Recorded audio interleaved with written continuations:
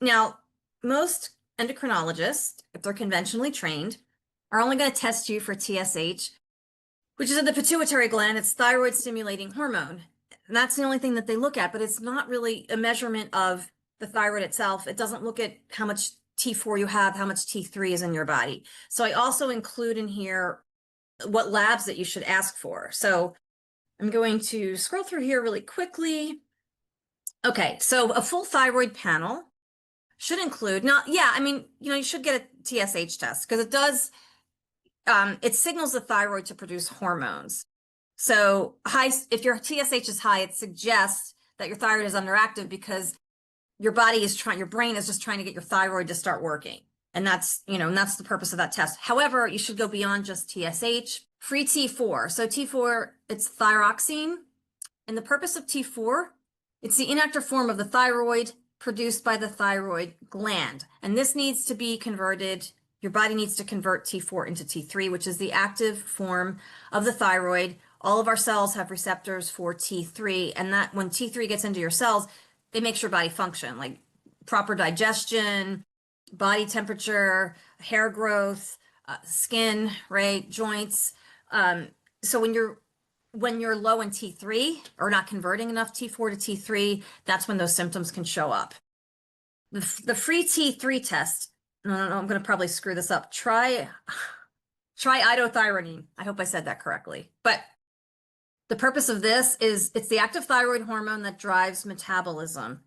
Now, if you have low free T3, it indicates poor conversion from T4, and this is often missed in standard care. They don't even measure T3.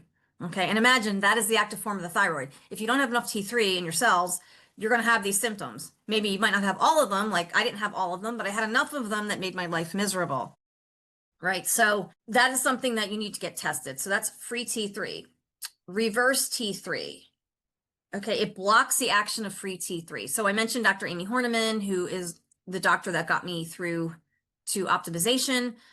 She likens or compares reverse T3 to like a bouncer. So if you imagine a bouncer at a bar keeping people out, so imagine reverse T3 is like a bouncer at the cell receptor saying to T3, you can't get in here. Now, we need reverse T3 for situations when, like if you're in the emergency room and your body doesn't need to do anything except survive, then you want to have high reverse T3, but that's not an everyday thing for us, right? So you want to make sure that your reverse T3 is like 12 or lower, but first of all, you want to make sure that your doctor is testing for it. So that's very important. And then the thyroid antibodies.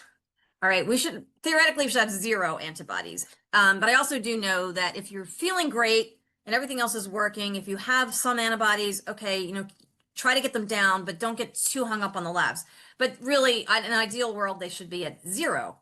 So there's 2 thyroid antibodies. There's TPO, thyroid peroxidase, and TGAB, thyroglobulin antibodies. So these are the 2 Hashimoto's antibodies.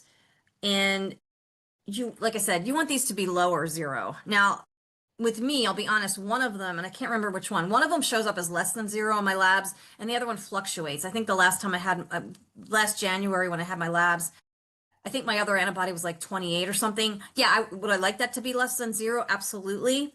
But I still feel great, and I'll get into like what I take in a minute. But yeah, I still take the things I need to take and do the things I need to do to try to get that down to 0.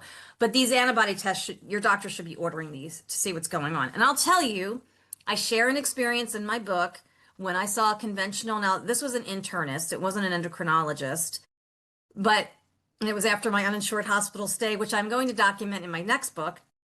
But anyway, they did order, I got to give them credit for this. They did order the thyroid antibodies test. And guess what my results were? My antibodies were in the 800s. And when I asked this doctor, like, should I be concerned about that? He's like, oh, no, we'll just keep an eye on it. There are markers in your body, but we're not going to worry about it. We're just going to keep an eye on it, whatever that means. In the 800s. And I'm telling you that they should be 0.